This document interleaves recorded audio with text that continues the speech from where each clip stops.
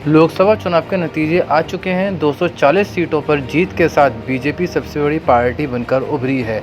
वहीं 99 सीटों के साथ कांग्रेस दूसरी सबसे बड़ी पार्टी बनी है। दोनों गठबंधन की बात करें तो एनडीए के खाते में 292 सीटें और आईएनडीआईए के खाते में 272 सीटें आई हैं। एनडीए के पास 272 के जादुई आंकड़े से 20 सीटें ज़्यादा हैं, लेकिन केवल बीजेपी की बात करें तो वे बहुमत के आंकड़ों से 32 सीटें दूर है।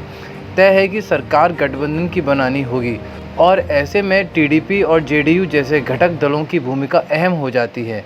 इधर सियासी गलियारों की बात करें तो बाजार गर्म है।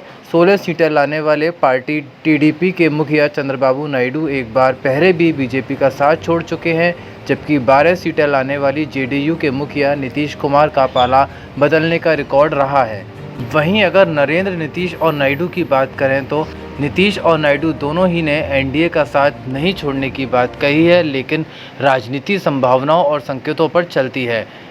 सूत्रों के हवाले से बताया गया है कि नायडू ने बीजेपी के सामने कुछ मांगें रखी हैं। उन्हें लोकसभा स्पीकर की कुर्सी और 5 मंत्री पद भी चाहिए। वहीं नीतीश की ओर से भी बिहार के लिए विशेष राज्य का दर्जा और 3 मंत्रालयों की मांग रखी गई है। अब आगे क्या होगा, कहा नहीं जा सकता। फ्लाइट में तेजस्वी संग तस्वीर वायरल होना और तेजस्वी का गोलमाल बयान पर भी सबकी नज़रें टिकी हुई हैं। अब सवाल उठता है कि क्या नीतीश और नायडू के बिना नरेंद्र मोदी का काम नहीं चलेगा? क्या ये दोनों नेता सच में किंग मेकर साबित होने जा रहे हैं? क्या दोनों साथ छोड़ दें तो बीजेपी वाकई सरकार बना पाएगी या नहीं? आइए आंकड़ों के जरिए समझने की कोशिश करते हैं। सीन वन समझते हैं कि अगर नायडू साथ छोड़ दें तो क्या होगा। अगर चंद्रबाबू नायडू की टीडीपी अगर एनडीए का साथ छोड़ती है तो एनडीए के पास 292 में से 16 सीटें कम हो जाएंगी, यानी 276 सीटें रह जाएंगी, यानी बहुमत से 4 सीटें ज़्यादा। इस स्थिति में एनडीए की सरकार बननी तय है। फिर नायडू अपनी 16 सीटें लेकर विपक्ष के साथ भी चले जाएं तो कोई दिक्कत नहीं है।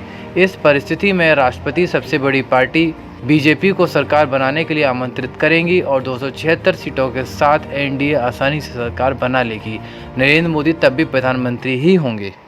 अब अगर सीन 2 की बात करें, यानी कि नीतीश कुमार अगर साथ छोड़ देते हैं तो अगर जेडीयू ने 12 सीटों पर सीट दर्ज की है और अगर नीतीश कुमार बीजेपी का साथ छोड़ते हैं तो एनडीए के पास 292 में से 12 सीटें यानी कि 280 सीटें रह जाएंगी। ये भी जादुई आंकड़े से 8 ज़्यादा हैं। इस परिस्थिति में भी एनडीए की सरकार बननी तय है। फिर 12 सीटें लेकर वो विपक्ष में भी शामिल हो जाएं तो कोई खासा फर्क नहीं पड़ेगा। इस परिस्थिति में भी बीजेपी को ही सरकार बनाने के लिए दावा पेश करने का अवसर मिलेगा।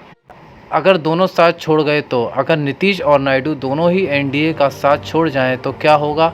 एनडीए की 292 सीटों में से टीडीपी की 16 और जेडीयू की 12 यानी कुल 28 सीटें कम हो जाएंगी।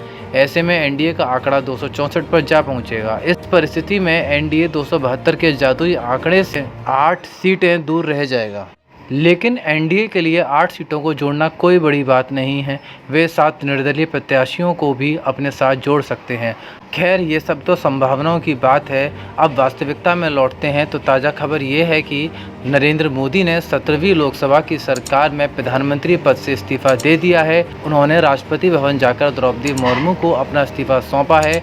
एनडीए के संसदीय दल की बैठक में नरेंद्र मोदी को दल का नेता चुन लिया गया है। वहीं 8 जून को नई सरकार की शपथ ग्रहण समारोह होना तय है।